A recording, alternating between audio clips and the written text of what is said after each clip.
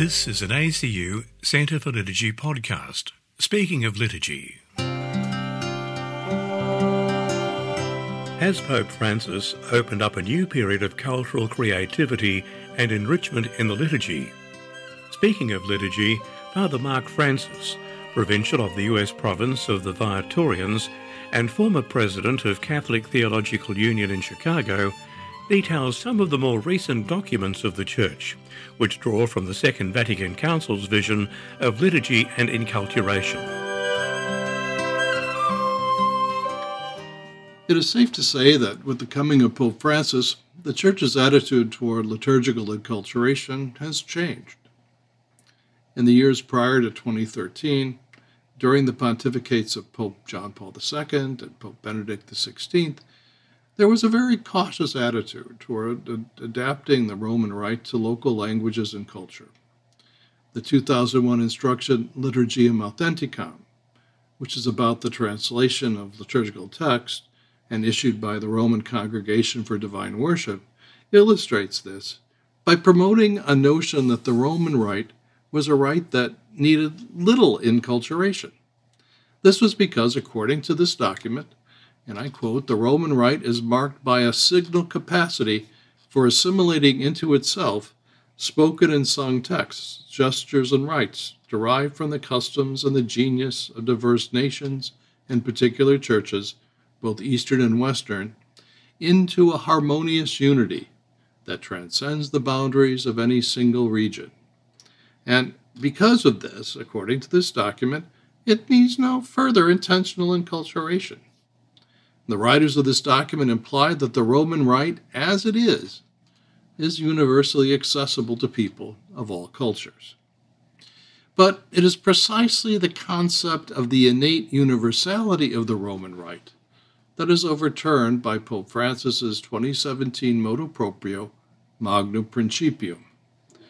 The Pope returns to the original intention of the Second Vatican Council in regard to liturgical reform. The Council had provided for the decentralization of the authority when it came to approving the translation of liturgical texts.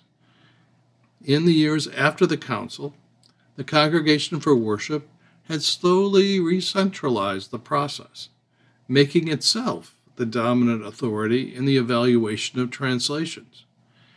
In Magnum Principium, Pope Francis alludes to this problem by noting that there have been difficulties between the Episcopal conferences and the Apostolic See. He states that it seemed opportune that some principles handed on since the time of the Council should be more clearly reaffirmed and put into practice. The beginning of the letter announces a return to two hallmarks of the Second Vatican Council's liturgical reform. First is comprehensibility, and the second is the involvement of the local bishops' conferences. And the Pope begins this motu proprio by stating the great principle, the Magnum Principium, established by the Second Vatican Ecumenical Council, according to which liturgical prayer be accommodated to the comprehension of the people so that it might be understood, required the weighty task of introducing the vernacular language into the liturgy and of preparing and approving the versions of the liturgical books, a charge that was entrusted to the bishops, unquote. It was entrusted to the bishops, not to the Roman Congregation for Worship. The Pope describes the best translation method as a kind of middle way between a slavish literal translation of the Latin text and a paraphrase. He favors an approach that allows more room for interpretation in order for the translation to be understood. But what is key here is that the motu proprio returns the main responsibility for interpreting the Roman Rite to the national bishops' conferences.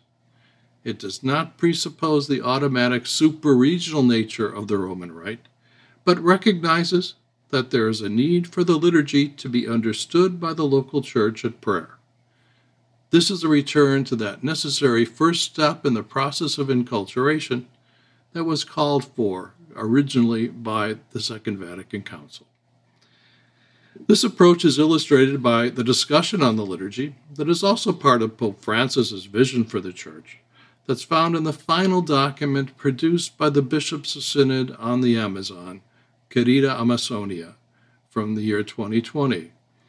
In paragraph 119 of this document, there's an explicit call for, and I quote, the elaboration of an Amazonian rite that expresses the liturgical, theological, disciplinary, and spiritual patrimony of the Amazon, with special reference to what Lumen Gentium, the document on the Church of the Second Vatican Council, affirms for the Oriental churches.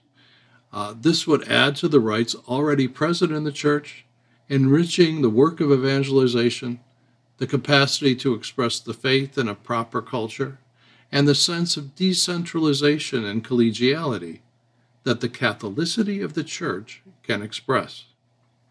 Unquote.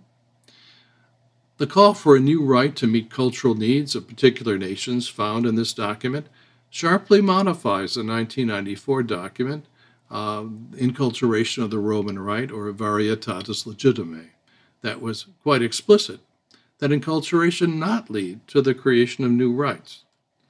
It also interprets the concern of Vatican II's Liturgy Constitution that the substantial unity of the Roman Rite be preserved.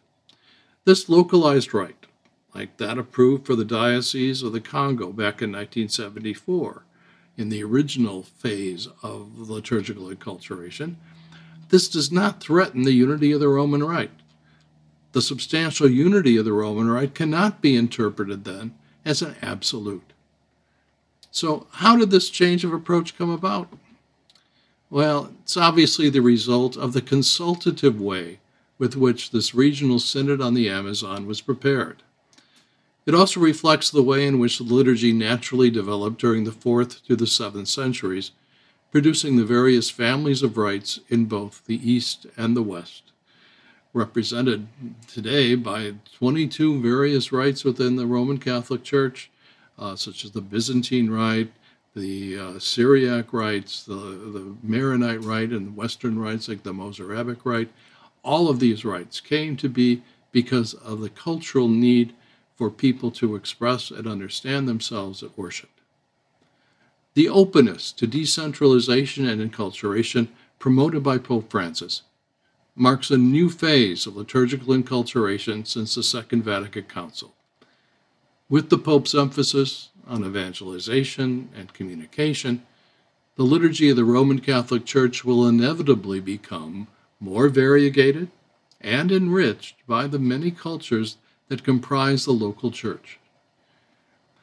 Due to the new focus on synodality, the protagonists of the process of enculturation now consciously include indigenous people who, along with the experts who usually are not indigenous or not local people, that both groups seek, on the one hand, to promote the richness of the Roman tradition of prayer, and on the other hand, give form and emphasis to the genius of local cultures at worship.